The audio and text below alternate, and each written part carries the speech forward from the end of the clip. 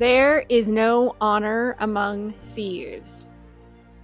I can't believe we have to have this conversation. I can't believe this isn't as obvious as it should be, but here we are, okay? So the thing about people who collude and conspire to do shady things together is that they choose to do that with people who are also willing to do that. People who also do not have scruples. People who function from a place of internal self-disloyalty, because shady behavior is always self-sabotage, which manifests in treating others disloyalty as well, as within, so without. We treat others as reflections of our own self-love and self-respect, or lack thereof.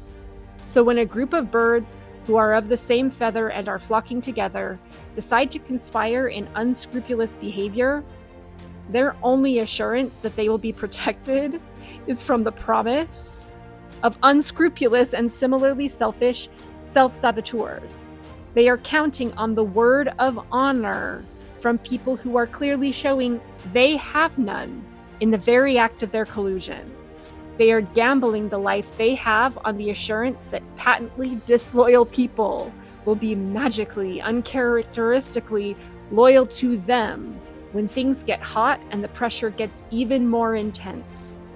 This is one of the ways karma plays out practically when you see narcissistic systems implode and self-destruct. The flying monkeys get spooked because they are untrusting and untrustworthy people, as within, so without, as above, so below, who are betting their secret, their most volatile secret, on the honor and loyalty of other untrusting and untrustworthy people. This is so basic.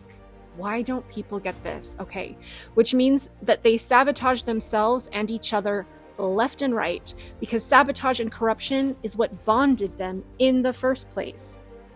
This shows us how karma repeatedly plays itself out, so practically time and time again, tale as old as time.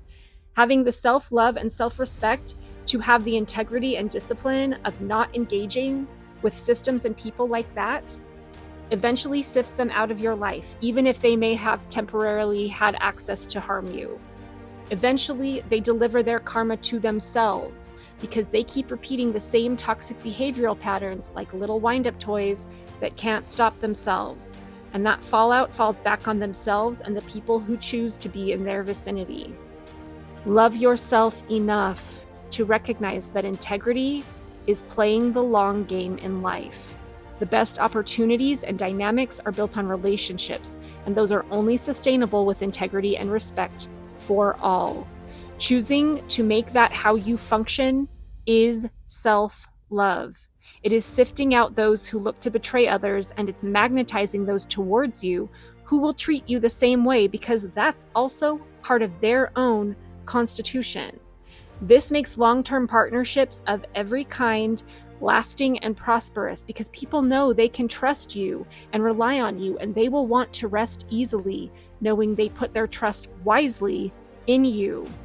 Having those standards and the strong boundaries to enforce them is a form of self-love and self-respect that will continue to magnify with time, and the karma from that will play out too. The seeds we plant are what we will harvest, whether they're poisonous or nutritious. You are precious.